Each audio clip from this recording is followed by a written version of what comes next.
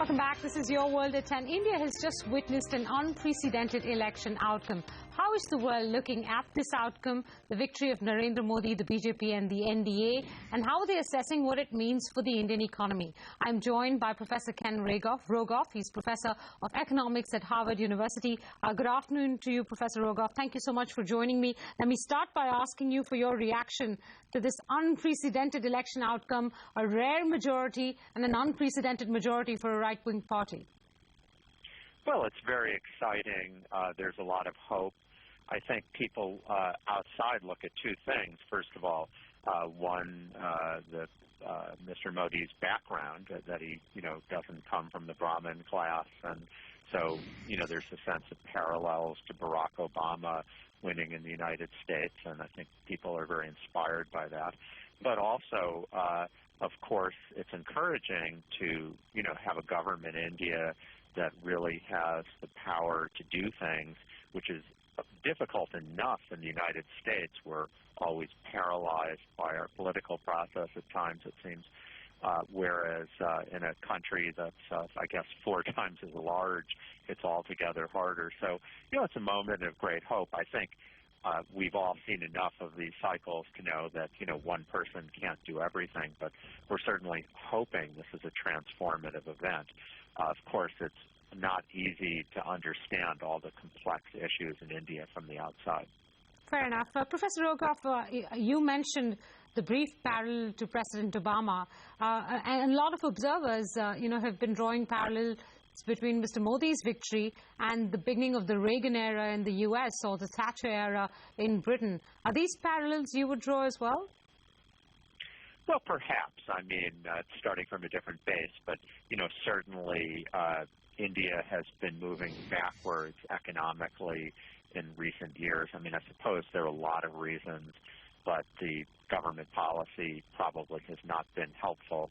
I guess have been your growth rates down to 5% from being 9%, producing 2 million jobs a year from 8 million jobs a year. So that's very worrisome. And so hopefully the new government, will be able to bring better news.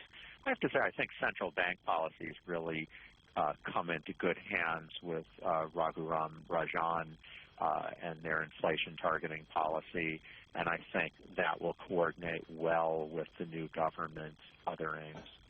What would you assess, Professor Rogoff? Since you were in India not very long ago, December, as you just reminded me in the commercial break, you're familiar with the problems of emerging markets like India. You've written and researched extensively on deficit issues. What would you assess as some of the key short-term priorities that this government must face up to, this new government that will take charge in a few days from now and must hit the road running with? Well, there are a few. Obviously, infrastructure, India's infrastructure still needs improvement in many dimensions. It's come a long way in the last 10 years, but still the ports are very good, but the roads to the ports aren't as good. Getting running water everywhere. And then there's softer issues like education, health, where there's just vast room for improvement. But I also think somehow projecting a sense that the government's going to become more transparent, less corrupt, that India's government itself will develop into, something more concentrated on providing services, less of an obstacle to business. And I think here is where the new Prime Minister's spirit will be very important in sort of projecting that that's what he wants to do. He won't get it all done at once, but trying to take steps in that direction. Professor Rogoff, you interact with governments, you interact with business leaders, economists, your own peer group.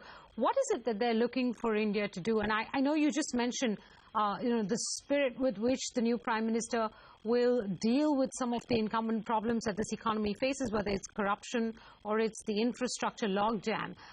But a few immediate messages, because we're on the anvil, or maybe a month and a half away now, from the first budget that this government will present. And that will be the first milestone, in a sense, the first point of judgment for those within the country and outside. And what is it that you'd look for in that budget, in the statements made in that budget, and in the intentions that are expressed in that budget? I hesitate to, give a specific recommendation on this beyond sort of these general ones about obviously, India needs to rationalize policies in a lot of ways.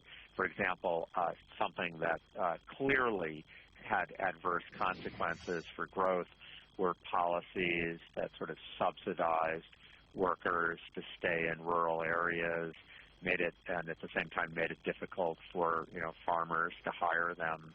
That was clearly a policy that may have had short-term distributive gains, but had long-term problems. So, of course, I don't think it's just short-term. You'd like to see a roadmap for the next 5 years of where it's going.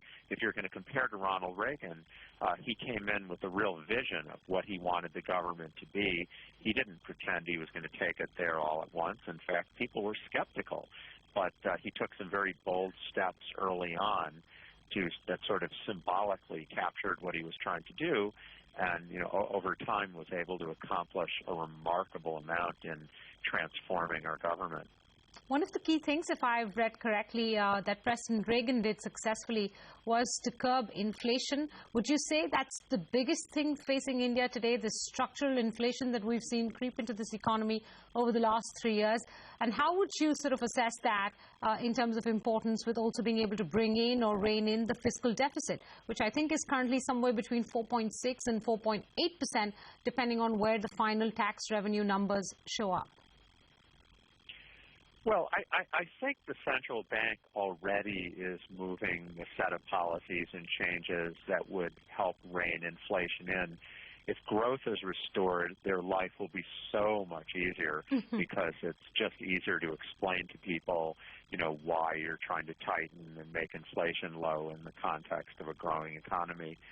I think the fiscal problem is not just a matter of the budget, but not just a matter of the budget deficit, but India, needs to expand its base of revenue.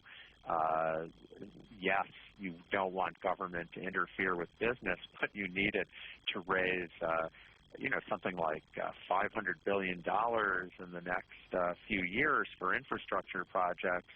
The government needs to improve delivery of health and education. These require raising revenues. So I think to the extent that the tax system can be made fair, more transparent, less corruption, it is possible to raise more revenues than India currently does, and at the same time provide a good platform for growth. So I don't think I think they're much broader structural issues. These are the ones that really count, as opposed to just the short-term macroeconomic strategy issues. If you only solve them and you don't solve the structural problems, then you're not going to get long-run growth. Fair enough. Professor Rogoff, one of the most difficult decisions that's going to face Narendra Modi as Prime Minister when he does take over is reining in some of the social schemes that you referred to, because they are a premise of his manifesto that he went to elections with. He has projected a pro-poor platform. So reining in those social schemes in order to be able to tighten the fiscal belt and being tempted to maybe divert some expenditure towards planned expenditure or infrastructure expenditure, because that's where this country also needs deep investments. What would you recommend he do in such a situation? Well, I think, again, paralleling Ronald Reagan, what you'd like to do is provide an economy that's giving jobs, because right now the number of jobs being created in India is just vastly insufficient. So I think he wants to reorient towards creating jobs and hopefully go back to creating 8 million jobs a year and promote that as his pro-poor platform, because, of course, until fairly recently, India had just had spectacular achievements in bringing people out of poverty, in bringing people into the middle class. And it's terribly important to continue that. I must admit it's not easy to balance these short-term issues of trying to move some of the programs that were put in place, the social programs which have, I think, held back growth. All right. Now, before I go, and I'm going to deviate from India here and ask you one question that's been foxing global markets these last few weeks, and that is the downward action we've seen on the U.S. 10-year yield. If you've been watching those markets closely, can you offer some explanation as to why we're at 2.5% when, in fact, we've seen the taper run half its course, and there is speculation of when in 2015 rates will start moving up?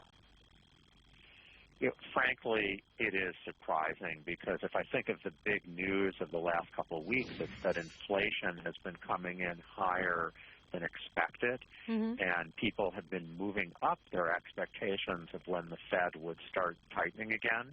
And so to see the long rate go down in that context is a bit surprising. I don't have a glib explanation for it. I really don't. Maybe, views that global growth is not as strong as people had hoped. All right, we'll leave it there. Professor Rogoff, always a pleasure to have you. We'd love to have you back when we do, in fact, get that budget from Prime Minister Modi. Thank you very much for your time this evening. My pleasure. Good speaking.